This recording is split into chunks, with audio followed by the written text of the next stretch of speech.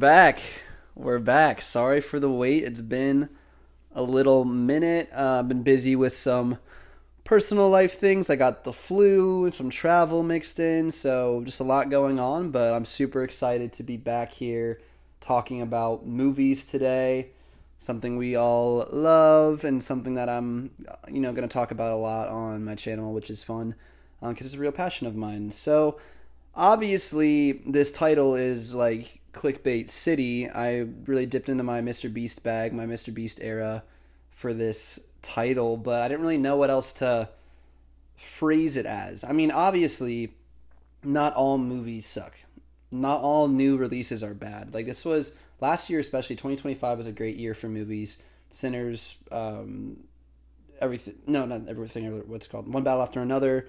I mean, there's like so many great releases that came out last year. We all know that not all movies suck. And 2026 is actually shaping up to be a pretty good year for movies. There's a lot of like really fun, exciting titles coming out. Obviously, the big name players are back. You know, Marvel's back, Star Wars is back. Dune is wrapping up that trilogy, which has potential to be, in my opinion, one of the best trilogies of all time. I really think it could be, depending on how it ends. So there's a lot of exciting stuff in the works right now. So for me to say on a blanket level that all movies suck is crazy. There's so many amazing, talented people on screen, behind the scenes, all of that go into a production of a movie, and it's really a beautiful thing something that I have a ton of respect for, and something that, you know, in a different life, if you watch one of my previous videos, we talk about life is looking up at a tree, and every possibility, every branch is a different possibility of where you could go. One of my branches absolutely involves the movie industry in some capacity, whether it's being a producer, something like that. Like, that's like a huge interest of mine and something that I could totally see myself going into, or maybe in a past life, you know, or a different life going into in some capacity. So like, just nothing but respect for anyone that works in the movie industry. I think it's an amazing, amazing thing. But with that being said, I think we have seen a bit of a shift here. And when I say shift, this really applies to like Disney and the big studios and the kind of content that they're releasing. I don't think anyone would be shocked here to hear me talk about just the crazy amount of sequels and live action remakes and all of that stuff that's going on. It feels like we're in an era of content and not art. It's really what it seems like to me. Like, we're all show right now for the most part, and there's no substance. I think a lot of these big releases and these big titles are lacking the substance that makes something special and that allows us to connect with the project. And I'm really finger pointing a lot at the MCU right now. It's where my mind is going when I had the inception of the idea for this video. I'm thinking about Doomsday. Like, holy shit, when we talk about show, I feel like this is going to be a cameo fest of kind of like nonsense of characters that we don't really know, but they're going to act like it's like a huge deal when they show up. It's not really a ton of personal connection here because they didn't do the groundwork of bringing us that substance, bringing us those characters that they did throughout phase 1 in the early stages of the MCU. That's why it was so magical, is because we could connect with those characters. Anyway, more on that later. I think the real key point here is I think there is a real appetite for substance, for real story with real characters, and we've seen that in the past 2 to 3 years with some titles that I'm going to bring up some examples of. Those being Andor, Sinners, and most recently, Night of the Seven Kingdoms. There is an abundance of content out there. We don't have to go to the movies to be entertained. You can scroll on your phone. Dude, TikTok is insane. Like, there's like, you never know what you're going to see. The idea of an endless scroll of like endless possibilities of what could be on that next scroll, it's addicting, and it's something we've all experienced. And there's some really cool, funny content. There's amazing edits. There's really cool stuff on TikTok. There's really amazing things going on YouTube as well. You don't have to go far to find content that will entertain you. You really don't. So what I think I want Marvel and Disney to maybe take some notes of and take stock of is that need is kind of checked. I mean, people love going to the movies to be entertained, don't get me wrong. But I think there's something that they can tap into, which is this substance, this character development, this deeper layer that allows us to see ourselves in a character. That's what works, and I think that's what people are really looking for these days. They want to be moved to an emotion by a work of art and see themselves reflected in that. I think that's the real power of movies, and I think that's being lost in a lot of these recent upcoming releases and some of the most recent releases too. It's like, it really is just like content for content's sake. It's all show and no substance, and it's a bit alarming. And I wish we can go back to what I was saying earlier, where it's like this content or this art really has something to say, and it's asking you to hold up a mirror and see yourself in the story, see yourself facing these problems along with the characters, see yourself in them, and really think about it and sit with it. And I think that's super, super cool. When we look at Andor, for an example, it's a Star Wars title. I'm optimistic about Mandalorian and Grogu coming up this year. I hope it's just a lot of fun and is just a good escape for people in a world where that's really needed. I'm not expecting the deepest character development there, but I think like when we look at what the next big Star Wars trilogy is, I really hope they take some lessons away from Andor in terms of this project had a complete vision from the onset. It had a story it wanted to tell. It had something it wanted to share with the audience.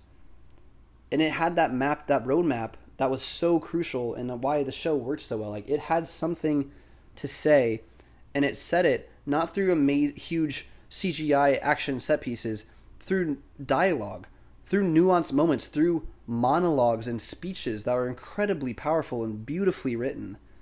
And people connected with this show. People love this show because it's real. It showed you a side of Star Wars that like we've never seen before, and it was captivating, and it was amazing, and super well done.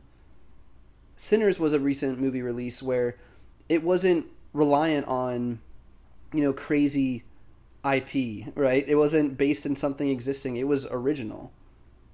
It was original, and it was a contained story. For the most of the movie was set in the same location for the most part, right?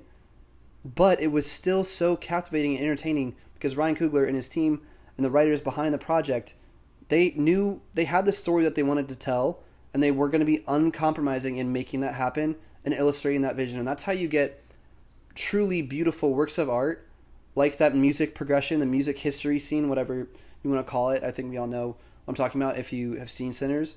Like, one of the coolest scenes I've ever seen. Just so well done and so cool, and that's was able to happen because they had this vision in their mind of what they wanted to achieve and wanted to provide some real substance in the midst of a supernatural, little spooky, little scary, entertaining, action-packed movie. You can have both, You can have substance and a bit of show as well. Another most recent example is Night of the Seven Kingdoms. And this was a totally different swing for Game of Thrones, and it worked so well. We've seen almost everything you can possibly imagine in terms of CGI fights and battles in Game of Thrones. Battle of the Bastards in Game of Thrones, right? There's big fights coming up in season 3 of House of the Dragon. Big scale, big stakes, fate of the kingdom. Really, really dramatic, high stakes, high leverage situations, right? And so to go from that within Game of Thrones and come in and focus on this hedge knight and this little boy in a way that was super wholesome and fun and light, it knew when to flip the switch, and it got pretty serious at times, but in general, the tone of this was so different that I think it just really disarmed people and allowed people to have a really, really fun time in a world that they already love and appreciate. I think it's just cool that not everything has to be for the fate of the kingdom, even though there's obviously a lot of repercussions that happen out of this show. I will save spoilers in case anyone wants to watch it after this. it does have major impacts, the events of the show, on the kingdom at large, but it's a contained story that's approachable, digestible, and that people like genuinely loved. Like I loved this show, and I know everyone else that I talked to that watched it really enjoyed it too. It was just incredibly, incredibly well done. And it wasn't about show, it was about the substance of these two characters interacting. Essentially, at the end of the day, it's Dunk interacting with the world around him, and then Dunk interacting with Egg. That's basically it. If you look at the show, there's some episodes where it's Dunk walking from here to here and talking with people along the way, and that's like basically the whole episode. But you're on the edge of your seat and you're laughing and you're going through a spectrum of emotion while you're watching the show. That's just like good writing that understands how important character development and giving characters real traits are. Like I know there's people that watch Dunk in these social situations and social settings. Maybe someone connects with him because they're also tall or also like a bigger person, or have social anxiety, or maybe they don't think they're the smartest in the room, and that's hard stuff for them to navigate. How cool is it to see Dunk excel and you continue to excel, hopefully in the later seasons? Obviously, I haven't read the book yet, and see themselves reflected in that. It's just really cool and something that people are going to latch onto. People latch onto this relationship and have already loved this show and already love Dunk and Egg, and they're already iconic characters and names in pop culture now because of how well done this show was. And it's really cool to see that, like, hey, yeah, we don't need a 2-hour CGI fight of dragons, right? It might be kind of cool, but like, if there's no like substance, if there's no character development, if there's no real plot driving forward, and it's just fighting for fighting's sake, it's like, what are we doing here, to be honest, really? And you might say, like, and now kind of, I guess, going back to the MCU a little bit, you might say, Matt, this has kind of always been a bit of show, right? This stuff is made for kids, a lot of the times. It's made to entertain. And you're right, it is made to entertain, but let's look back at the early MCU. We're starting with Iron Man. A lot of people don't really realize Iron Man was not a big deal before the MCU. He was like a B-C list, probably B-list superhero that people knew of, maybe, but he wasn't the fan favorite, iconic, recognizable like he is today. They took this character that is interesting on paper, right? And they fleshed him out and gave him a fantastic character arc. Who are you when everything you think you are and everything that you hang your hat on is literally taken away from you? Who are you when you're at that raw, vulnerable point in your life? When there's no one there to help you. No resources, none of your dad's money, none of the company resources. You're alone. And you're trapped and you're probably scared. But that's like, who are you in those dark moments? And we saw who Tony Stark was in that cave.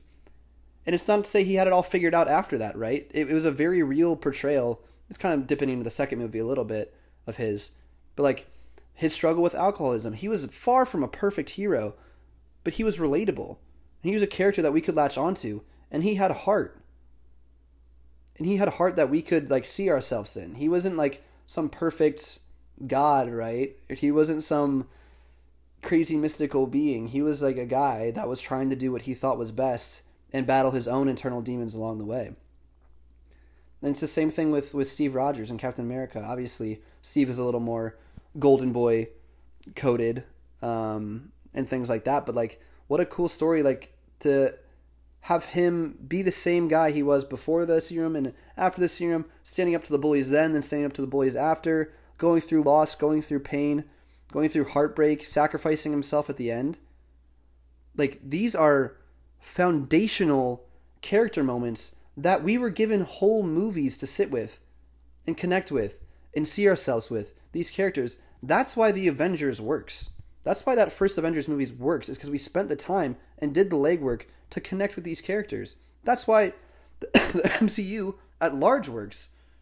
That's why Infinity War and Endgame are what they are, is because the time was spent for us to like let us connect with these characters in a real way, in a way that wasn't overshadowed by massive entertaining CGI fights that are there for whatever reason, right? It was driven by character, and that's what the MCU, I fear, has lost a bit along the way, right? because we're heading into Doomsday, like I mentioned earlier, with a ragtag cast of characters that we've maybe spent maybe spent one movie with, and a lot of those movies are a part of a larger ensemble, right? It's not solo dedicated movies. There's not really a face of the MCU right now besides Spider-Man, and we'll see how active he is in this movie. It's alarming. I'm a bit scared. You know, it feels like show, and it does not feel like substance. And we'll see what they do with it. I think bringing back Robert Downey Jr. is a choice for sure, and that choice leans more into show than anything for me. I really hope I'm proven wrong, and I think we all want that feeling back from 2019. You know, when we're waiting for Endgame to come out. Like, we all want that. We all want that shared community experience in the theaters. We want the MCU to be back. I'm not a hater at all. I'm just calling it how I see it, and I see them having a real disconnect between what they think audiences want versus what audience really do want. And I fear they learn the wrong lessons from movies like Thunderbolts, which I really, really enjoyed, and I think a lot of people really enjoyed too, but not making that much money, right? Not critically super well received. So I think they take the wrong lessons away from projects like that, unfortunately. But again, I hope I'm proven wrong here with the MCU. But this is seen across fiction, right? Yeah, Star Wars is made for kids, but it's rooted in character. Luke Skywalker was someone that every kid from 8 to 25, maybe even more, could see themselves in. Like the moment in A New Hope with the beautiful John Williams score where he's staring out the binary sunset, staring at the stars, wondering what's next for him. Who hasn't been there? That is everyone at one point in their life looking to the future. What is my purpose here? What is my point? Why do I feel trapped in my current situation? How do I get out? Will it ever change? This beautiful themes and beautiful thoughts paired with beautiful visuals and music that makes you think and look at yourself and be, damn, I see myself in this character. I connect with this character. This is awesome and real. And we cut forward to whatever we're getting right now in the MCU and some Star Wars projects, and it's like, damn, it's just not hitting the same because they're missing the key points in its character. Its character. I mean, you see like some of these MCU projects, then we do a side-by-side comparison to Luthen's to pull a monologue from fucking Captain America Brave New World or something, and we put that side by side with Luthen monologue about the rebellion and what he sacrificed in Andor, and you're like, the difference could not be more clear to us as an audience, right? It's just the difference is found in the writing and the character development, but like, why can't they grasp it and translate it to the big screen? Why can't they grasp it and translate it to their projects across the board? Are they spread too thin? What is the issue here? I don't know, but I hope it turns the corner soon. I'm optimistic about some big upcoming titles this year. Spider-Man, I have some good feelings about. I think Mandalorian and Grogu will be a lot of fun from what I've seen so far. The trailers kind of saved it a little bit, which is good. Definitely skeptical about Doomsday, but I think Dune 3 is going to be amazing, and I think the Odyssey is going to be awesome as well. There's like a lot of really fun stuff to look forward to this year. Obviously, not all new movies suck. I'm just a bit disappointed with the direction of some of these franchises that I love, Star Wars, Marvel, etc. And I hope they are learning the right lessons and don't kind of listen to maybe some of the loudest voices out there online, right? That's my concern and my hope for the future. But that's all I have. Hopefully this is a bit of a quicker one. Not really. Damn, I can yap. I want to do a content rec really quick. It's just going to be Night of the Seven Kingdoms. If you haven't watched it, I think you would really, really enjoy it, especially if you stuck around to watch this video and resonated with anything that I said. I think that's awesome. For a music recommendation, I don't know if I've shouted out Kinji yet. Kinji. He's an amazing up-and-coming artist. He's sick. And then I have to give a shout out to McGee, my guy. I'm sure a lot of you know McGee already, but if you go on YouTube, he has these 4 versions of, like, live versions of his songs that are like religious texts to me. They're amazing. You'll see them. I can maybe link them in the description or something too, but they're awesome. They're awesome. So those are my 2 music recs. And then my advice, or my whatever you want to say, like parable, I don't know, whatever. My saying that's been in my head lately, because like I said last week, I had the flu and I was just on my ass, feeling like fucking terrible. I think it's just a good reminder to be grateful for your health while you have it. The saying is like, I think you have 1,000 problems until your health is in question, and then you have one, right? So you have 1,000 things, 1,000 worries, stuff going on in your head and in your mind until your health is in question. Your health is in jeopardy. You're sick. You have a broken bone. You have a deeper health issue, a lingering long-term concern. Like, that becomes your only concern at that point, right? So I think that's a good reminder for me, just to live every day with gratitude for my health and for the things that I have in that regard. Because it's so easy to overlook and just move on to the next thing, right? The next. But what you have now in a healthy body is truly invaluable. And there's going to be a day down the road where you're looking back and you're like, damn, I wish I was where you are at now, right? I wish I had my 25-year-old healthy body again. That day is coming soon. Like, time waits for nobody. So I think it's important to take stock and be grateful for the health you have in your life while you have it. But yeah, I think that's it. That's it for today. Not all movies suck. Just some of the new ones do, and they make me sad. And I hope they can figure it out and be better in the future. But we'll see. There's going to be a lot of good movie content coming out on this channel, especially with all these releases coming up soon. So if you enjoyed this, please, like it and subscribe. That would be amazing. But thank you so much for watching. Have a good one. Bye.